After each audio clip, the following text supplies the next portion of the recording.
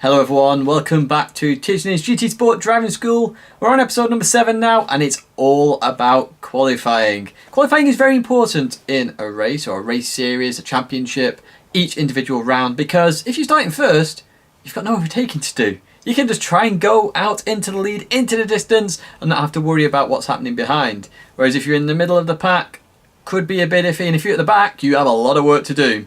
Now in Gran Turismo, obviously, with qualifying, we have a very short period of time. Sometimes we can get 2 or 3 flying laps in, sometimes potentially we can only even get 1 in. And that 1 lap has to be good. Make sure you're up in the front end of the grid so you can have a good race. Because if you qualify mid-pack, you're going to struggle. Irrespective of how good of a driver you are, you're going to struggle. So, you know, this is the whole point of this video. How can you prepare yourself for qualifying, for that vital chance to get pole position? So we're going to look at, you know, what I do in terms of qualifying, how I pick out what I'm going to try. Of course, look for tyre wear, fuel wear, things like that, the cars we're driving. We're going to look at driving etiquette in qualifying because that's been brought up recently, what happened at Bathurst, and then potentially also what we did recently at St. Croix B2. That's quite a mouthful. And again, we'll look at that, look at why I did what I did, why I asked the community what to do during the live stream, because I didn't prepare appropriately for that qualifying session. And then we'll just look at any of the little sneaky tricks you can do. And then hopefully you can use this to try and get further up that grid, get that better lap time, get that little bit further ahead in the race, and potentially improve your DR at the end of the day, because if you start at the front, you might finish further ahead in the grid, get your DR up from B to an A, C to D to a C, or maybe even that coveted A to A+, because everybody wants A+ in the end. But without further ado, let's have a look at qualifying.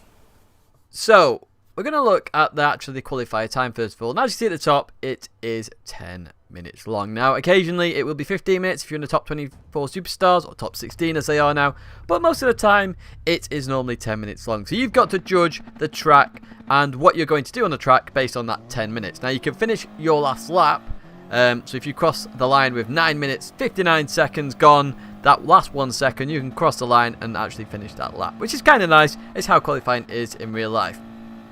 But one thing you're going to notice here very quickly is that people are doing different strategies. Now, don't focus on what I'm actually doing at this point in time. We're going to look at that after I talk about this.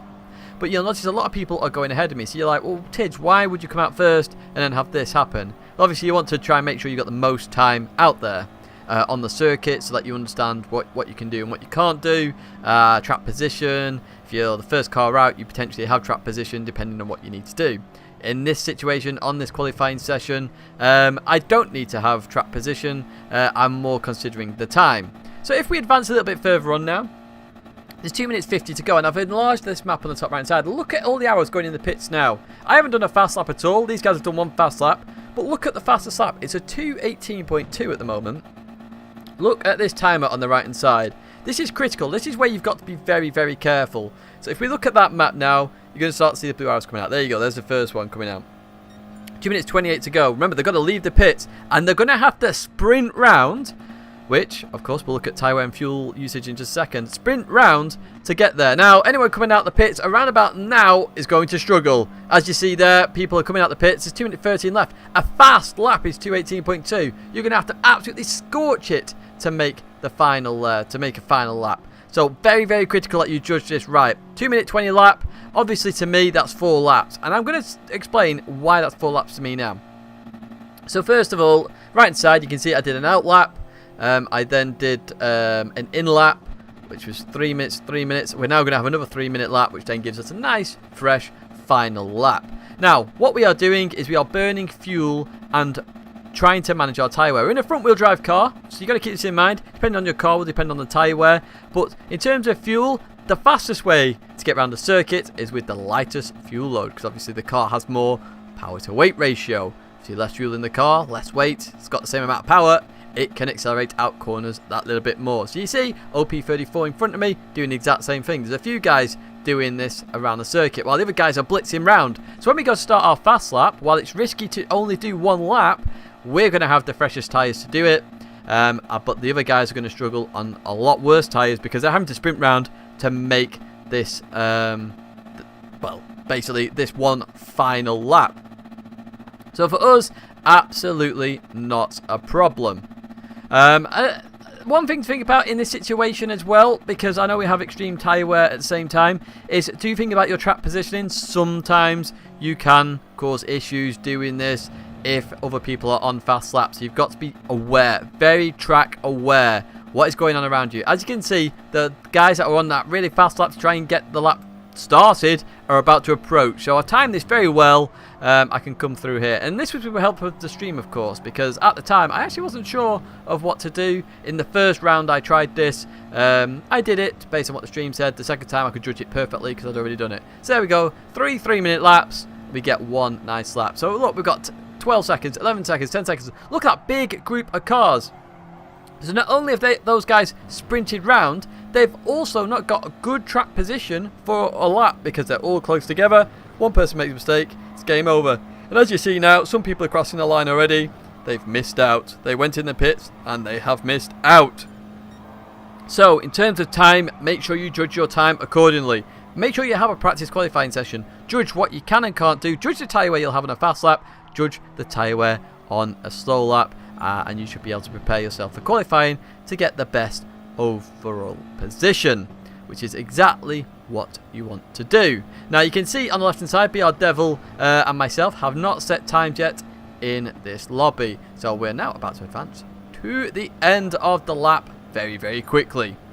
And obviously this means that me and BFR Devil are literally going for a one lap showdown here. We've got 1 lap, we mess up, it's out of there. So there is a risk of doing this compared to getting that banker lap in that the other guys have done on their first lap. Also, OP34 is in the exact same situation. As you can see, a few guys have done one strategy, a few guys have done the other. So, you know, the risk apparently is 50-50. You either do one or you do the other, depending on what you want to do. Normally, I go for the banker lap. In this situation, I thought this would be better being in a front-wheel drive car. If I was in an MR car, potentially I'd go for that banker lap and try and get around as quick as possible. But even so, we head towards the line. You've seen we've been in purple, and as we cross that line, we get in the 17s, but Devil does that even better in that Toyota GT86 and goes a little bit further. So again, this whole little section has all been about managing your time and also what you can do in that time when you're managing it. So make sure you understand how many laps you can do in qualifying, whether you want to fuel burn or not, whether it's possible, whether you need to protect the tyre wear, and then whether you want to go for the 1 lap or 2 lap. That's all managing time, and you really have to do that in qualifying. Look at what is happening around you. Look at are you on the limit of getting that lap in or not, and judge accordingly. So what I'm going to do now, I'm going to jump to Bathurst just to show you a different example of this, because Bathurst we managed to get in an extra lap. So we're here at Bathurst, and again, 10-minute qualifying. You can see that up above. Now watch what I do this time. I'm not going to fast forward it straight away. Watch what I do this time, because again, I've managed my time. I did 1 race already. We understood qualifying. We got in the way a little bit going up the hill. There was no need for us to go out straight away. We had loads and loads of time at the end. This time we're going to wait. If you have the ability to wait, sometimes it's worthwhile. Again, track position isn't everything in these qualifying sessions. Certainly is if there's a rush to get out there, get a fresh, clean air, know that nobody in front of you can make that mistake and cost you your lap. But in this situation, there was no need. We're going to fuel burn once again, and let me show you doing that again. And you can see other guys are doing that in front of me as well. So why am I doing this? So remember, why does this use more fuel actually as well? I've not really explained this. So if you're full throttle and you're braking, you're going to put more strain on the engine, which is why it uses more fuel. Now you should actually brake a little bit more than this. People tell me off for not braking as much as I should be to waste that little bit more fuel. But you can see in front of us, cars are doing this all around us. So you know, it's kind of a standard technique. Because fuel is in this qualifying session in the races, fuel has a critical part to play. Obviously fuel weighs or has a weight, so if you reduce that weight, as I said earlier, power to weight is reduced, and technically or in reality you will actually get a faster lap. See a number of cars doing this in front of us. Now remember as well, some guys are obviously going to do a different strategy as well, and you can see that on the map. Other guys have already started their lap. We're still coming down towards the last sector of this Bathurst circuit.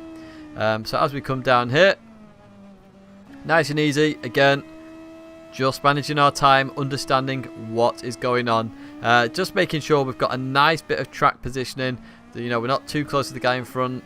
The guy behind us stayed behind as well. We're all good. We can start our lap. Here we go. So you notice how drivers made sure they had enough space to make sure they've got a good clean lap available to them. Nobody's jumping the queue. All fine and dandy. That's all about track position. Here we can see VP pass him up ahead. We've got quite a significant gap between us two, so if anything was to happen to pass him, the yellow flags will come out. I would spot that. I would be able to react accordingly, and while I might not necessarily get the best lap, I'll still get my banker lap in. And I've always said about this that I normally prefer 2 laps over 1 lap, or 3 laps over 2 laps, because if I can get that banker lap, it means I can risk a lot more on the flyer. And I'll talk about banker laps a little bit later on. But first of all, I just want to show the end of this flying lap, because I want to show you the time remaining at the end of this lap. As you can see, it's been pretty steady, to be honest. Fairly quick lobby, lots of fast guys in this lobby. So we're coming towards the end of the lap now, into the left-hander, and then we're going to head towards the line. Notice down on the bottom right-hand side now, 5 minutes remaining of the session. So we know we delayed going out for a good 20 seconds, and we've come around, done our fast lap, and we have 5 minutes remaining. So we know we can race round, come in the pits, and come out again as we advance a bit further here, and happy days, we can then do our lap. So again, we're going to just fuel burn all the way around. And notice now our fuel is getting towards that 50%. So we've burned 50% of our fuel, or will have done by the end of this lap, in 4 laps, which is a significant amount. Make sure you don't do that. And again, notice how guys are keeping a bit of a distance. People are fuel burning more than others. Again, it's all about managing time. So you can see I'm catching McLaren 6 here. McLaren 6 burning a bit more fuel than I am. So I just jumped past there with the slowest overtaking in history. Although on fast forward, it looks a bit more extreme. And again, down the hill, managing our time. Guys are already starting their laps here, which again, you know, that's their strategy. They've gone for it. They want the clean air, but we can manage time. You know, time's on our side. We have 56 seconds to get to the line. Doesn't take that long to get to the line from this point in time, so we can just see now of managing our track position. Regfix is in front of us. At this point in time, because we are coming towards the last corner, it is very bad etiquette to jump in front of Regfix. So we stay here again. Guys behind can see track positions, just waiting. We all know we can get across the line because there's 20 seconds remaining, and it doesn't take 20 seconds from there to get to the start-finish line. I think it's Firestorm behind me, and McLaren will be behind Firestorm. So that is all time management. I managed my time perfectly there. There was 12 seconds, I think it was, crossing the line until you know, qualifying was over. So I get this lap to complete. Job's done. I've had a banker lap on this lap. Because I've done a banker lap, I can go flying.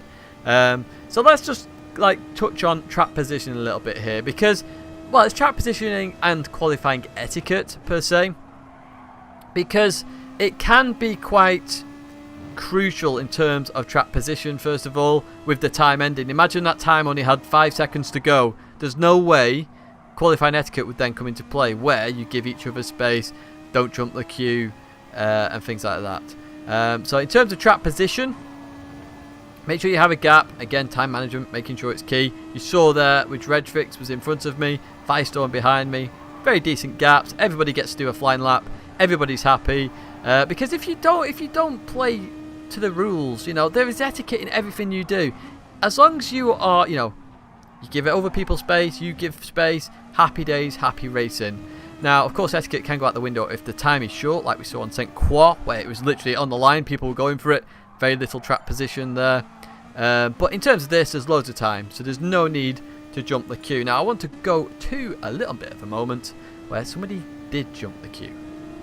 So, once again, back at Bathurst, and as you can see here, this one's going slightly slow on the right-hand side. It's all very well and good. So, we're in the last sector now, so this is where driving etiquette comes into play in terms of the last corner. It's the first run as well. There's no time issues at all. So you're going to see people just get into positions here where everybody is in some form of order. So we stick behind Regfix once again, actually, as we get ready for the race. As you can see, queue of cars, absolutely normal here, approaching the last corner.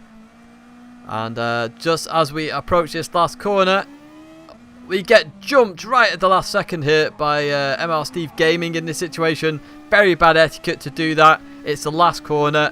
Can see a queue of cars. There is no time issue whatsoever. No need to do that. So if you're ever in qualifying in that situation, time isn't an issue.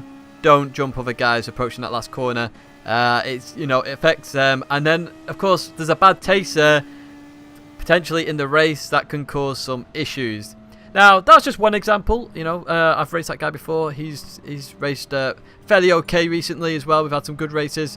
This is another example. This is more track awareness and qualifying etiquette. So, obviously, in this situation, we're managing our time. We've got a lot of time to go until the line. There's a lot of people going slow as they prepare for this one final lap. Now, some people are out of sequence. In this situation, I've not paid attention to the map and the one person out of sequence here, which has just hit me up behind. And I should be a bit more track aware. Again, very bad etiquette, not being aware of my surroundings. So, unfortunately for that individual, which is Gatos, I was in Gatos's way. I've actually hampered his final lap there.